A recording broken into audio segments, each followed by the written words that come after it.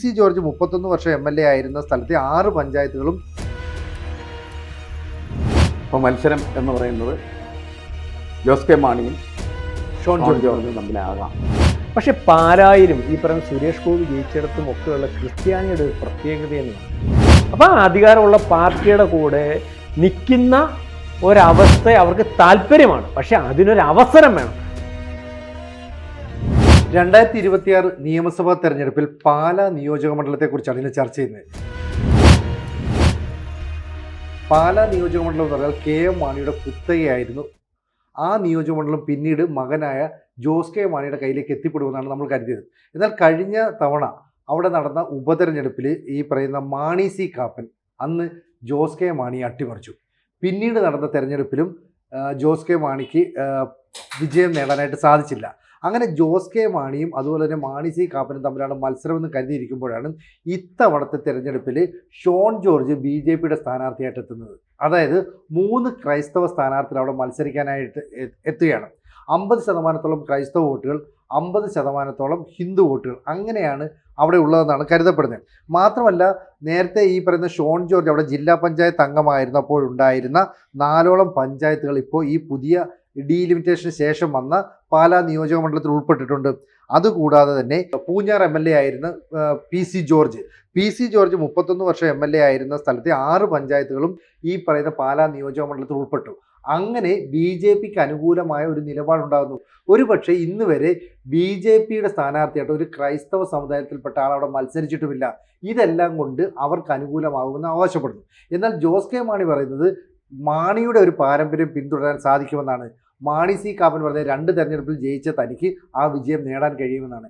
എങ്ങനെയാണ് ഈ കോട്ടയം ലോക്സഭാ മണ്ഡലത്തിൽ ഉൾപ്പെടുന്ന പാലാ നിയമസഭാ മണ്ഡലത്തെ നമുക്ക് കാണാൻ കഴിയുക?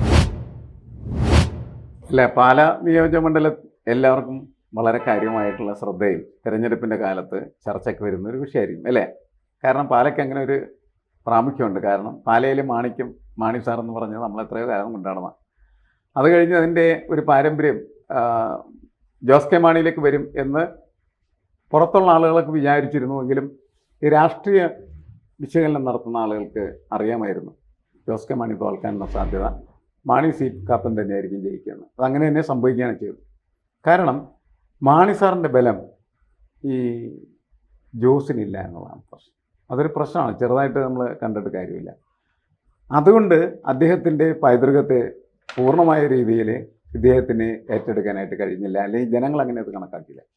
അതാണ് അവിടെ ഒരു പരാജയത്തിന് കാരണമായി തീർന്നത്. പക്ഷേ അത് കഴിഞ്ഞു ഇപ്പോൾ പുതിയ തെരഞ്ഞെടുപ്പിൽ വരുമ്പോൾ വീണ്ടും വ്യത്യാസങ്ങളെല്ലാം വരുന്നുണ്ട്. ആ വ്യത്യസ്തമായിട്ടുള്ള രാഷ്ട്രീയ സാഹചര്യങ്ങൾ എന്ന് പറയുന്നത്, ഒന്ന്, LDF ഇത്തവണത്തെ തെരഞ്ഞെടുപ്പിൽ പരാജയപ്പെടും എന്ന് പറയുന്ന ഒരു പൊതുബോധം നിലനിൽക്കുന്നുണ്ട്. അത് ശരിയോ തെറ്റോ നമുക്ക് തെരഞ്ഞെടുപ്പ് കഴിഞ്ഞാൽ മാത്രമേ വിലയിരുത്താൻ പറ്റുകയുള്ളൂ. കഴിഞ്ഞ തദ്ദേശ സ്വയംഭരണ സ്ഥാപനങ്ങളിലേക്ക് നടന്ന തെരഞ്ഞെടുപ്പിൽ ഈ പാലയുടെ മാണിക്യത്തിൻ്റെ മകൻ്റെ കയ്യിൽ നിന്ന് പോയി. അവിടെ ഒരു കുടുംബം ആധിപത്യം നടത്തി. ആ കുടുംബാധിപത്യത്തിൻ്റെ ഭരണമാണ് ഇപ്പോൾ അവിടെ നടന്നുകൊണ്ടിരിക്കുന്നത്. കടുത്ത വെല്ലുവിളിയാണ് ഉയർത്തിയത്. അത് കഴിഞ്ഞതിന് ശേഷമാണ് നമ്മളിപ്പോൾ ഈ പറയുന്ന സിനിജി പറഞ്ഞ കുറേ വിഷയങ്ങൾ ഇതിനകത്ത് വരുന്നത്.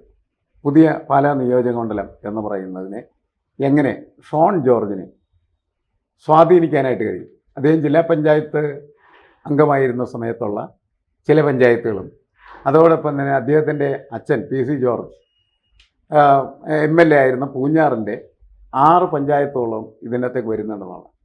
ഇത് തീർച്ചയായിട്ടും ഷോൺ ജോർജിന് അനുകൂലമായ ഘടകമാണ്. ഈ ഷോൺ ജോർജിന് അനുകൂലമായ ഈ ഘടകങ്ങൾ എങ്ങനെ തെരഞ്ഞെടുപ്പിൽ പ്രതിഫലിക്കും എന്ന് ചോദിച്ചാൽ, തെരഞ്ഞെടുപ്പ് വലിയ രീതിയിൽ അട്ടിമറിക്കപ്പെടുന്ന ഒരു സ്ഥിതിയാണ് ഷോൺ ജോർജിന് വരവോട് സംജാതമാണ്.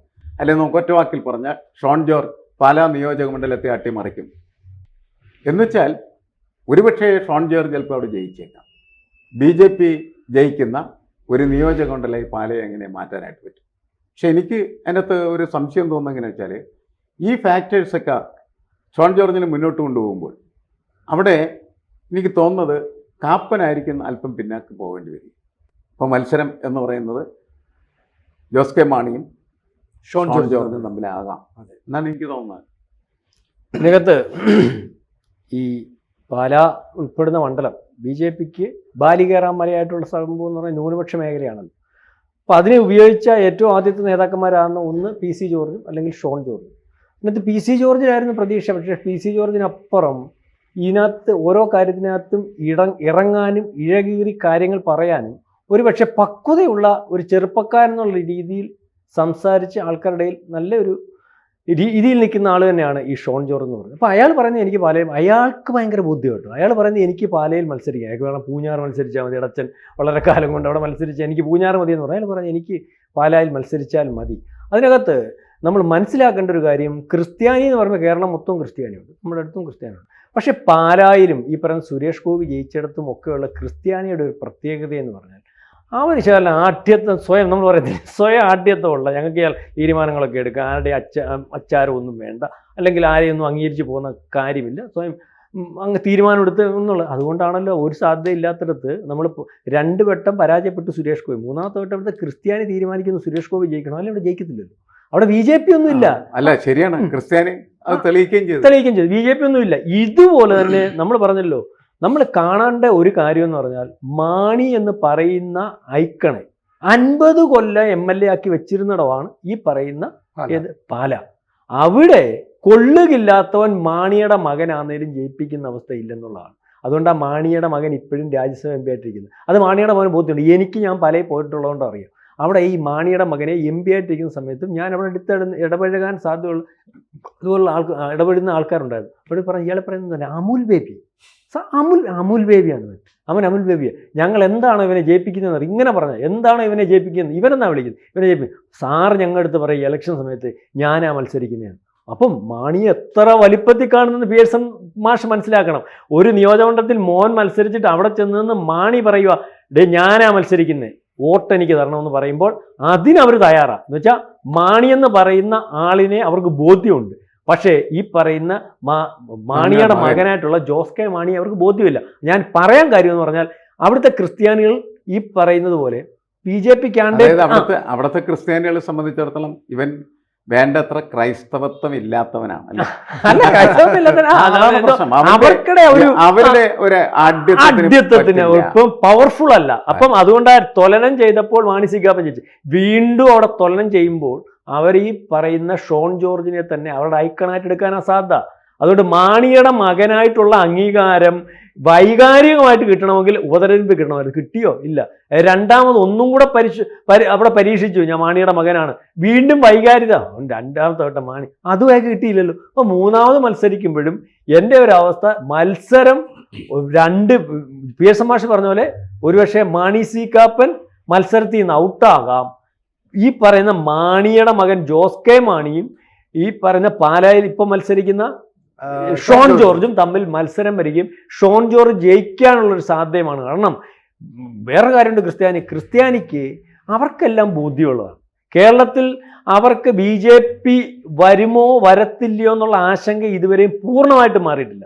എന്നാൽ അധികാരമുള്ളിടത്ത് എത്ര കണ്ടാലും കാലങ്ങൾ പുറകോട്ട് പരിശോധിക്കുമ്പോൾ അധികാരമുള്ളതിൻ്റെ കൂടെ അവർ നിന്ന് വരുമ്പോൾ അവർക്കറിയാം അടുത്ത കാലത്തെങ്കിലും കേന്ദ്രത്തിൽ BJP മാറിപ്പോകുന്ന ഒരവസ്ഥയില്ല. അപ്പോൾ അധികാരം അവരുടെ കയ്യിലാണ്. കേന്ദ്രത്തിൽ അധികാരം എന്ന് പറഞ്ഞാൽ അറിയാൽ. അപ്പോൾ ആ അധികാരമുള്ള പാർട്ടിയുടെ കൂടെ നിൽക്കുന്ന ഒരവസ്ഥ അവർക്ക് താല്പര്യമാണ്. പക്ഷെ അതിനൊരു അവസരം വേണം. ആ അവസരത്തിന് പാല ഒരുക്കുന്നതിന് വേണ്ടി ഒരുപക്ഷെ ക്രൈസ്തവർ തയ്യാറാകും. ഈ പറയുന്ന ഷോൺ ജോർജ് BJP കാൻഡിഡേറ്റ് ആയിട്ട് അവിടെ നിന്നാൽ ജയിക്കാനുള്ള സാധ്യത വളരെ കൂടുതലാണ്. അതിനുള്ള രാഷ്ട്രീയ സാഹചര്യം ഉണ്ട്.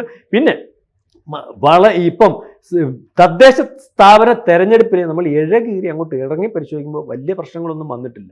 തുലോം നിൽക്കുകയാണ്. ഇനി ഒരു കഴിഞ്ഞ ലോക്സഭാ തെരഞ്ഞെടുപ്പിന്റെ ഒരു കണക്കെടുക്കുക. അപ്പോൾ കോട്ടയം ലോക്സഭാ മണ്ഡലത്തിൽ ഉൾപ്പെടുന്ന ഈ പാലാ നിയമസഭാ മണ്ഡലത്തിൽ 2019 കണക്കെടുത്തു കഴിഞ്ഞാൽ UDF 51.9% വോട്ട് വീതം അവിടെ ഉള്ളത്. LDF ആയിക്കോട്ടെ 26% വോട്ട് വീതം, NDA 20.6% വോട്ട് വീതം. 2024 എത്തിയപ്പോൾ UDF വോട്ട് വിഹിതം എന്ന് പറയുന്നത് 44.2%. അതായത് ഏതാണ്ട് 9% കുറഞ്ഞു. LDF അത് 33% വർദ്ധിച്ചു. എന്ന് പറഞ്ഞാൽ നേരത്തേക്കാൾ ഒരു 7% വർധനമുണ്ടായി. NDAക്ക് അത് 19% കുറഞ്ഞു 20-ൽ നിന്ന്. അപ്പോൾ ഇതിൽ നിന്ന് മനസ്സിലാകുന്ന ഒരു കാര്യം, LDF നേരിയ മുൻതൂക്കമുണ്ട്. അങ്ങനെ മുൻതൂക്കമുള്ളത് വെച്ചിട്ടാണ് ഇപ്പോൾ ജോസ് കെ മാണി വീണ്ടും മത്സരിക്കുന്നത്. അത് വേറെ കണക്ക് കൂടിയാണ്. കാരണം തദ്ദേശ സ്വയംഭരണ സ്ഥാപനങ്ങളിൽ ഭൂരിപക്ഷം LDF തദ്ദേശ ഭരണ തെരഞ്ഞെടുപ്പിൽ ഭൂരിപക്ഷം LDF. പക്ഷേ ഇവിടുത്തെ പ്രശ്നം എന്താ വെച്ചാൽ അവിടെ നിൽക്കുന്ന സിറ്റിംഗ് MLA ആയിട്ടുള്ള മാണി സി കാപ്പൻ അവിടുത്തെ ജനങ്ങൾക്ക് വേണ്ടി യാതൊന്നും ചെയ്യുന്നില്ല, ആ മണ്ഡലത്തിൽ അവർക്ക് അനഭിമതനായ ഒരു MLA ആയി മാറി എന്നുള്ള ഒരു പൊതുവികാരമുണ്ട്. കാരണം Mani C Kappan CPM MLA അല്ല. മാണി സി കാപ്പൻ്റെ പാർട്ടിക്ക് അവിടെ വേണ്ട രീതിയിലുള്ള ഒരു വികസന പ്രവർത്തനങ്ങളൊന്നും നടത്താൻ കഴിയാത്തത് കൊണ്ട് തന്നെ CPM നിന്ന് എതിർപ്പ് വരുന്നുണ്ട്. ആ എതിർപ്പ് CPM അല്ല, ഈ കോൺഗ്രസിനുള്ളിൽ നിന്ന് എതിർപ്പ്, ആ എതിർപ്പൊക്കെ ഗുണകരമാക്കി മാറ്റാൻ കഴിയുമെന്നാണ് ഇപ്പോൾ ഈ പറയുന്ന ജോസ് കെ മാണി കരുതുന്നത്. പക്ഷേ മാണി സി കാപ്പനിലേക്ക് പോകേണ്ട വോട്ട് ഷോൺ ജോർജിലേക്ക് തിരിയാനുള്ള സാധ്യത തള്ളിക്കളഞ്ഞു. അല്ല, വളരെ കൂടുതൽ. കാരണം ഇതിനകത്ത് ഇപ്പോൾ പീഴ്സൺ മാഷ് പറഞ്ഞ തന്നെ ശരി. ഇതിനകത്ത് ഞാൻ ഈ പറഞ്ഞില്ല, അവിടെ തെരഞ്ഞെടുപ്പ് എന്ന് പറഞ്ഞാൽ കൊള്ളാവുന്നതിനെ മാത്രം തിരഞ്ഞെടുക്കത്തുള്ളൂ എന്നുള്ളതിന് തെളിവാണ് മാണിയുടെ മകനോടെ തോറ്റത്. അതുകൊണ്ട് തന്നെയാണ് ഇപ്പം അവരേൽപ്പിച്ച മാണി സി കാപ്പൻ കൊള്ളത്തില്ലെങ്കിൽ ഇനിയും തൊല്ലം ചെയ്യുമ്പോൾ ഈ 3 പേര് വന്നാൽ അതിനകത്ത് കൊള്ളാവുന്നവനാര്? അത് ഈ പറയുന്ന പാലായിൽ നിന്ന് ഷോൺ ജോർജിന് അതിനുള്ള സാധ്യതയുണ്ട്. അതായത് പൊതുവെ തെരഞ്ഞെടുപ്പുകൾക്ക് വരുന്നൊരു ഷിഫ്റ്റ് എന്ന് പറഞ്ഞാൽ വ്യക്തി കേന്ദ്രീകൃതം കൂടി ആകുന്നുണ്ട്. നേരത്തെ പാർട്ടി കേന്ദ്രീകൃതമായിരുന്നെങ്കിൽ അപ്പോൾ UDF LDF അല്ലെങ്കിൽ NDA നിങ്ങൾ എവിടെയാണ് നിൽക്കുന്നതെങ്കിലും ഇതാര് എന്ന് ചോദിക്കുന്നൊരു ചോദ്യം ഇപ്പോൾ വന്നിട്ടുണ്ട്. പ്രാധാന്യം ഇതിനകത്ത് വേറെ കണ്ട് ഇവർക്കെല്ലാം സ്വാധീനിക്കാവുന്നതിനപ്പുറം എല്ലാ മേഖലയിലും പ്രത്യേകിച്ച് ആർക്കും സ്വാധീനിക്കാത്ത സഭയുടെ കാര്യം വരുമ്പോഴും ഷോൺ ജോർജിനും അല്ലെങ്കിൽ അദ്ദേഹത്തിൻ്റെ അച്ഛനും തിരുമേനിമാരുള്ള ബന്ധമേ ഉള്ളൂ.